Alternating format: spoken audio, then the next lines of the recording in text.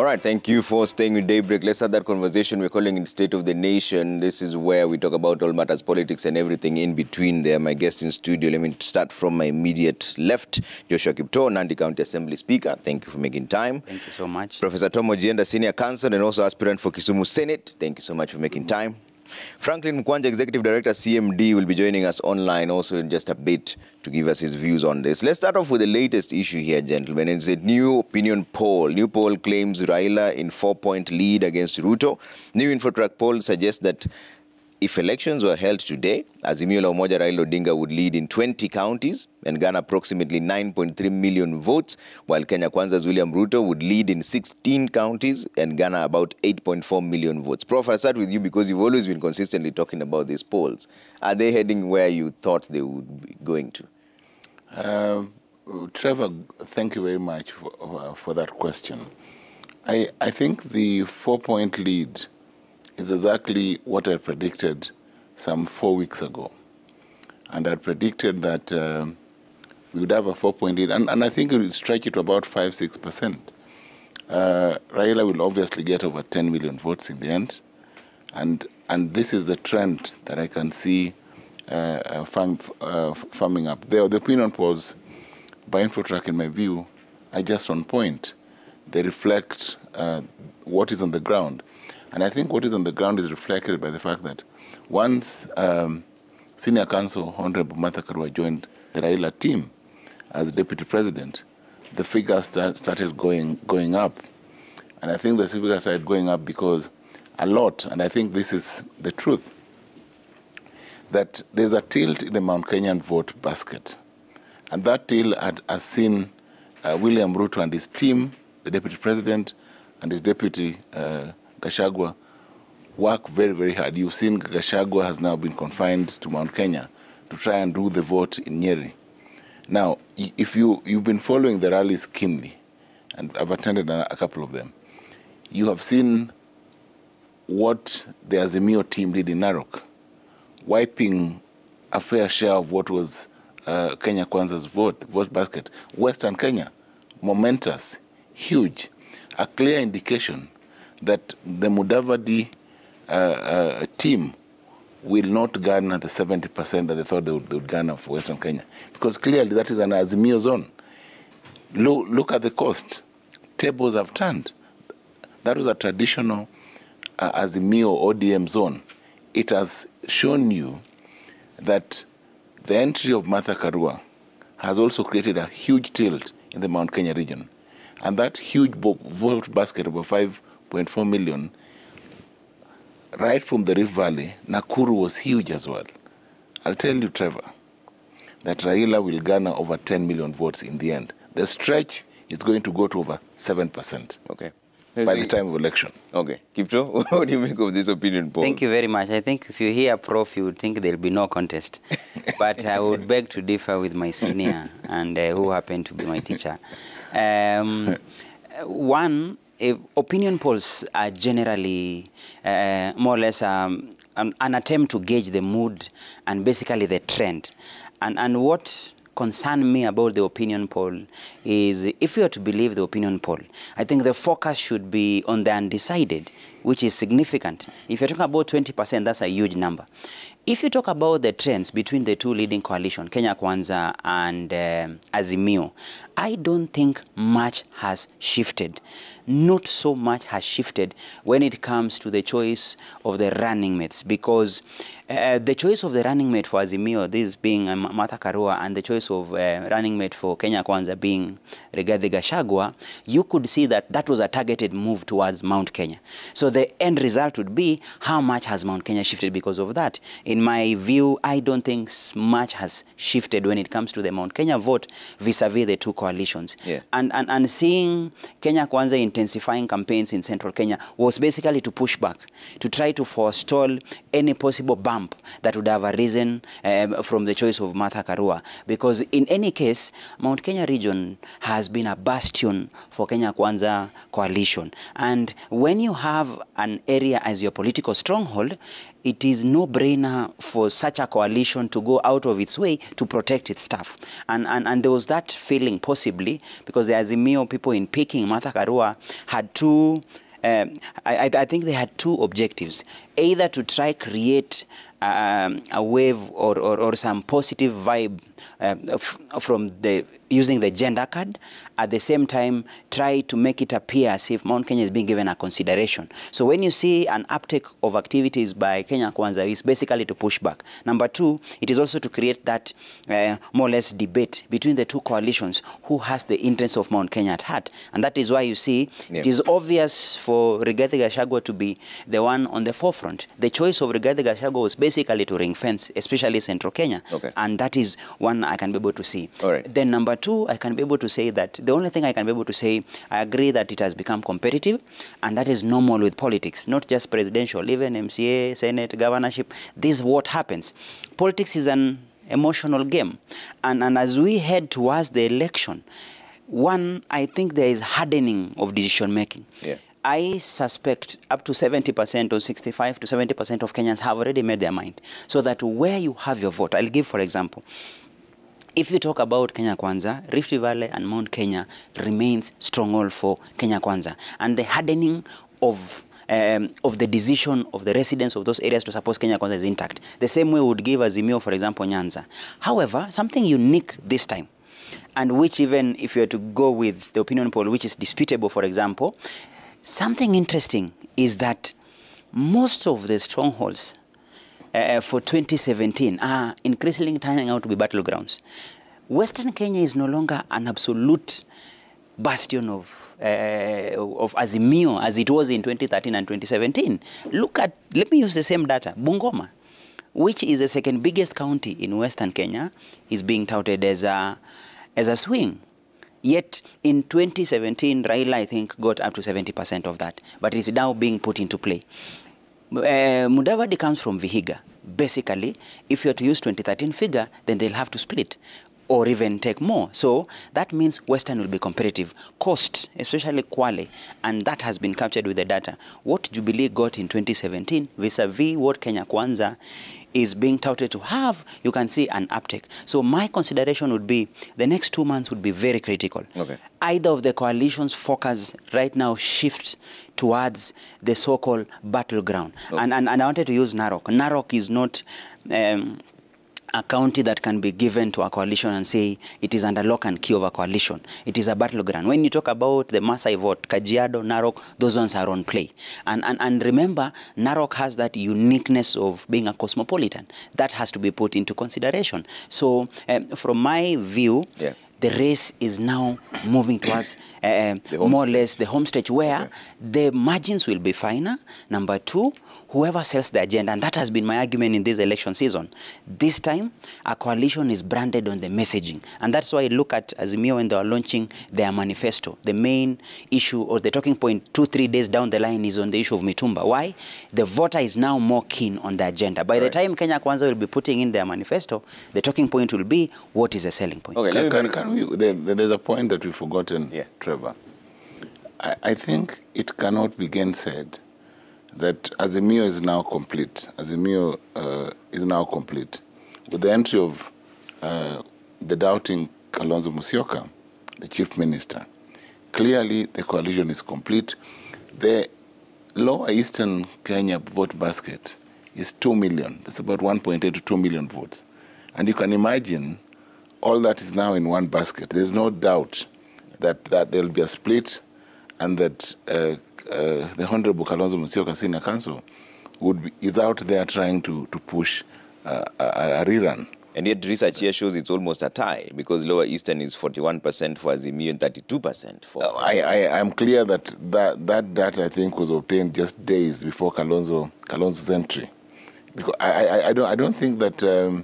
that the parties who are in Kenya Kwanza from Lower Eastern, in this case Governor Mutua, has a significant touch on the vote basket in Lower Eastern. I can tell you that the Lower Eastern vote, the Ukambani vote, which is, of course, in Lower Eastern and part of Coast, largely Coast and you know, the Shimba Hills area and all that, will be in one basket, because Kibwana is in, Ngilu has ensured that the entire vote in Kitui will come to Azimio.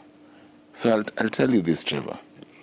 This 9.4 million lead is on the lower side.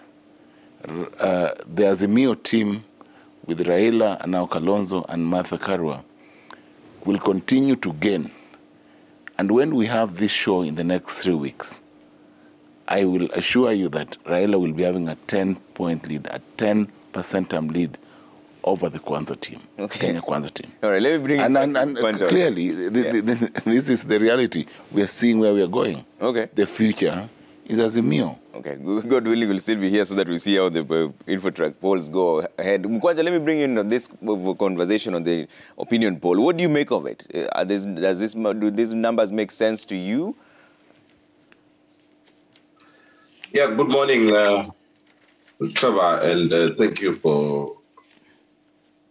Can you hear me? Yes, we can hear you quite well. Go ahead. Thank you. I find quite this interesting because we know very well that the race for 2022 will be determined like any other on issues of ethnicity and the money that is being spent. Yes, we may agree that the choices of running mates and possibly the gender perspective is going to play out and the use of tech as well. But truth be told, there is still going to be voting largely along ethnic blocks. So whoever has coupled up a political coalition that attracts the interests of the various ethnic blocks is likely to win. But let me go to the science of polling. And if, Trevor, you bother to ask any politicians, including those ones in the studio, Professor Agenda and my brother, the Speaker of Nandi County, if you ask them if they would pay attention to the people's voices, almost every politician would say yes. And if you then asked whether polls are at least one tool through which wishes of the people can be discerned, you will find that a reluctant majority would probably say yes, that too. So these conundrums of public opinion polling, in my opinion, are enfolded in this hypothetical tale that people of all kinds, be it activists, be it ordinary citizens, be it politicians, would regularly cite polls, especially those that find them in the majority, but are deeply skeptical of polls when especially the opinion moves in the wrong direction. And sometimes these doubts are wrongly put on the pollsters and their methods. Questions that go in the direction do pollsters ask the right questions? Are they manipulating the wording of questions to get the responses they want? And you have also had, Trevor, questions of whom did they interview? InfoTrack has told us 9,000 and such. So some of these doubts are wrapped up in a mistrust of the political parties. Some of the big consumers of this pollster data, Professor Agenda's party relied on opinion polls, for instance, to give nomination certificates. So I think this imaginary example also shows us that it matters greatly how the pollsters ask their questions, because you will really come to a scenario where sometimes respondents want to offer opinions on subjects about which they have not thought about, they have not thought much about, and possibly do not care. People sometimes answer pollster questions just to be polite, or because they figure out probably they ought to have an opinion. You see, then that would that be giving pollsters a lot of running room to do what politicians sometimes claim when the opinion polls are not favoring them, that they have manufactured the results? And these are the questions we're asking, but we know where we sit. The determinant of these elections, it still will remain largely ethnicity. And therefore, the tribal coalitions really matter. Okay. I know the playing out of the running mates, and if they were to play out significantly and the gender aspect, and then Kenya Kwanza would be in trouble. But if you look at the ethnic perspective, I'm doubtful that we have reached to that demographic revolution level that young people are largely going to influence these elections. The registration of young people, the inconveniences are as a result of traveling around to cast their ballot. A lot of challenges for them. So I doubt that we will have a democratic shift that is revolutionary based on the demographic leaning. So that I would say in terms of the pecking order, ethnicity will still play out. The issue of money significantly again will play out because a lot of voters do not want there's a misnomer in our social contract. The level of civic responsibility and obligations is really wanting. People still don't want to have a conversation on what government should do and what government should not do. And I think those give politicians an upper hand, especially those ones that are money. All right. Thank you. I want to move away from this conversation on the opinion poll and talk about the IEBC. There's been anomalies that has been registered. But Kipto, you're talking about the issue of running mate not being a factor. But we see here Infotrack Chief Executive Officer Angela Mbitho said that the drop in DP's ratings could be attributed to his choice of running mate. In fact, the quote is, we see a fall in the ratings of Dr. William Ruto from 42% to 38% a few days after the naming of the running mate. The choices they made had an impact on the popularity of the candidate in some regions. Now, my proposition to that was, when it comes to the choice of the running mate, the impact in this case has been Mount Kenya, because both the running mates come from Mount Kenya. One, the support for the deputy president in Mount Kenya has been more out of the love and affection they have for him as a candidate. It was not conditional per se. I don't think he's lost on that front. And someone's gain cannot be directly correlated with someone's loss. That Azimio can claim that their choice of running mate, Martha Karua, helps them. That may be true on their end, but it does not come as an opportunity cost or as a loss on the part of the deputy president. My thinking would be, when it comes to Mount Kenya, the significant amount of time the deputy president has been able to invest in the region, no candidate more than the deputy president has done campaigns in Mount Kenya for this election season for the last 2 years. So I am confident that if you are to place that into perspective, the support for the deputy president, in this case in Mount Kenya, stems from the fact of the relationship he has created. And that is why what Rigathi Gachagua is basically doing is basically to complement what foundation the deputy president had set. And unlike Azimio, which in this case, the people climbing the mountain or the people trying to gain some foothold who are on the back foot was Azimio. And that is why you see now the amount of energy they are putting now cannot even match a tenth of what the deputy president had done before. And I'm really confident that that has not been affected significantly. The only thing I said, it is normal for this period of time to have tightening of the race because the main thing about the voting patterns 2 months to the election is about that decision. There's one thing, a supporter supporting you. And I think, Prof, now that he's in an elective contest as the next Kisumu senator, there's that phenomena where you can get the support, but the support hardening to be an actual vote makes the difference. So that when Prof, for example, was vying towards the nomination, 2 weeks to the nomination is when now the support crystallized into actual support. That is why for him it ended up being like a coronation, so that as at the time he was facing the nomination, now he didn't have an opponent per se. So we can now boldly call him designate. So in this case, at this point we are at the national level, we are now the support crystallizing to actual decision to vote. I don't think the choice of running mate has significantly affected the deputy president, especially within Mount Kenya. All right. Prof, let's now move on to a different conversation on the IEBC register audit. And keep your views coming at Trevor Mbija at Citizen TV Kenya. Use the hashtag Daybreak. We'll sample out them in just a bit.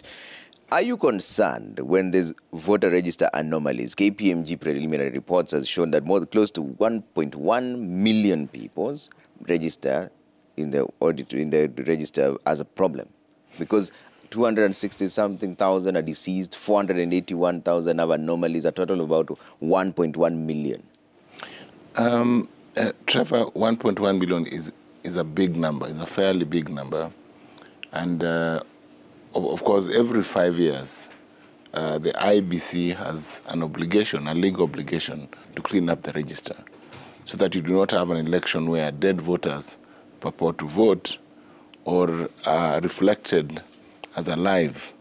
And of course, what that does is that you then end up with in a vote that then is not verifiable. Remember, Article 81 of the Constitution demands that every election must not only be accountable and transparent, but verifiable. Yeah. Those are minimum thresholds that the Constitution places on the IEBC. Now, the 1.1 million vote count that includes 266 deceased and a number of transfers that were not done within time, for instance, or a number of voters that cannot be verified against details is a significant number. And that can affect a candidate, because remember the leads in 2017, 2013, you find the lead between the presidential candidates is hardly 1 million votes, and therefore that affects. And that is why the IEBC has seen it fit, one, to deal with two questions. One, of course, ensure the IEBC has asked everyone to undertake a voter verification. Voter verification is you enter your details so that you confirm whether your vote is reflected in your polling station where you will vote and your details are correct. That's number one. Yeah.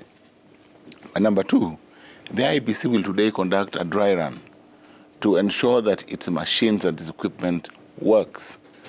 That is an important precursor to the electoral process, not only as a demonstration of competence and confidence, but also to place some level of leverage on the ordinary person so that they know that when they vote in 2022, 9th August, their vote shall count and they'll not turn up at the wrong polling station. I think for me of concern, Trevor, is the IEBC amendments to the regulations, yeah. The 2021 amendments that attempt to amend, for instance, Section 39, yeah. and that attempt to introduce regulations on voter transmission. Okay, we'll come to that in just a second. Yes. I think that for me is perhaps more key. Yeah. So that we are able to seal all the the pre-2017 concerns as raised by the Supreme Court, yeah. but also to ensure that the verifiability of the vote is beyond reproach. Okay. That we know that when you're voting, or wherever you are as a voter, you are able to ensure that you take advantage of the kind of network that is there and that your vote shall count and transmitted as cast. Okay. For me, that is a bigger question. Okay. But let me just say this, that the dry run today by IEBC, and this probably should have been done much earlier, yeah. will show us whether the equipment and the systems work or do not work. Yeah. And I think the exercise should not only be transparent, but should be participatory, and they should get an ordinary person to verify. You know, they should get sample people to test the equipment, so that we know that the equipment by IEBC will work for the benefit of the people of this country. Okay, let me bring in Mkwanja on this. Mkwanja, just that admittance by IEBC that there seems to be some voters whose details, credentials are not proper by the preliminary report, coming at a time when the Deputy President himself had also raised a concern. Does it give credence to what the Deputy President said, or does it build your confidence in IEBC that they have admitted that we found out from the preliminary report that there's a problem with this register and we are fixing it? Yeah, Trevor, let's not kid ourselves. The IEBC job is a tough job, and too bad for us that we have made it again a bad job out of our mistrust, our trust deficits in institutions like IEBC. Therefore, relying overly on technology. We also have put Chebukati and team in a very difficult situation where funding of IEBC has come in a day late, $1 short, and also our very poor political culture where we break the very basic rules, and we would not have very little adherence to the code of conduct. Having mentioned that, I think if you listen to the Deputy President and the Honorable Raila, who are the leading candidates, make their submissions to IEBC, you would obviously deduce that there is a fear of the level of preparedness by the IEBC on this occasion. I think the difference is we have had an IEBC leadership that has been more engaging with the stakeholders than this one that has been very much closed. And there seems to be everyone, not other than themselves, to be quite clear of what is going on exactly and the level of preparedness. It astounds me that even the ones that the general public would think would be much more informed are also asked the same questions that the civic actors are asking. The integrity control, the using of the voter registration process as a means of preventing multiple voting and impersonation is key. The issue of publicly publishing voter register lists for transparency purposes is key. And this is the process that the IEBC has been going through for the last few months to ensure that the elections of 2022 have a credible register, because a credible voters register is a crucial step in the electoral process.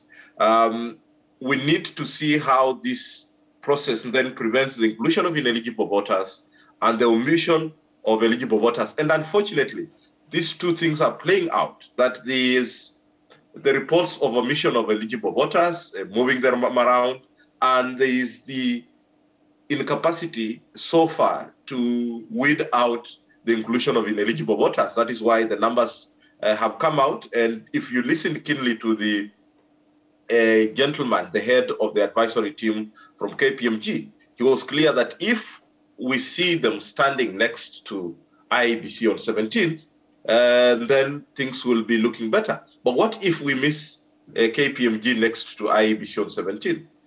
Given the complexities of ascertaining the voter register and the way we have gone through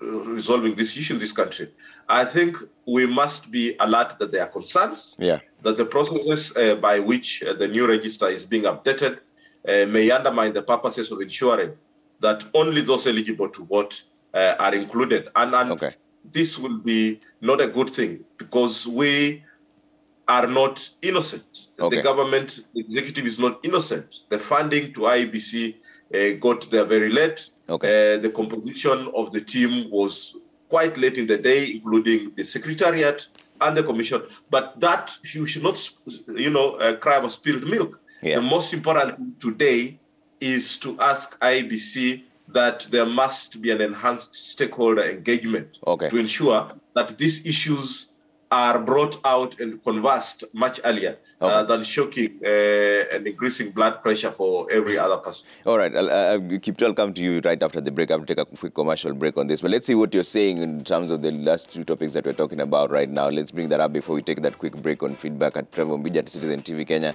Use the hashtag daybreak. Let's bring that up so that we take that quick break and come back and continue with this discussion. We have Bobo Tieno saying we must move with speed to clear up anomalies rocking voter registration for Kenyans to have confidence in them, Let's see what else you're saying. Elias Ash says opinion polls are just okay, but for me, I think IEBC or the one contested the poll should focus on the undecided, since the figure is too large. We should be told that the regions where most of the undecided are from, and this will help us have knowledge on who may win. See what else you're saying here. James Karanja says the swing in Central will favor Raila. Gachagua was wrong. Bet and Kenya Karua has charisma that's untainted. My bet is a 50-50 in Mount Kenya. Rogers say I disagree with those opinion polls, because that 9,000 opinions can't be used to predict the opinion of over 12 million voters. It's funny. Actually, they can, scientifically speaking, but still, that's your view. Let's see what else is coming through in just a bit. Give us your views on every single topic that we're going to talk about at Trevor Mbija at Citizen TV Kenya. Use the hashtag daybreak. We're still on the issue of the IEBC. Let's take a quick break and then come back and continue with that, because also on the front page of the Daily Nation, there's ghost of 2017 as MPs reject Chebukati laws, where does this leave IEBC? Are they back to the 2017 scenario where there's a possibility of anomalies as they also test the equipment today? We'll be back with that conversation in just a bit.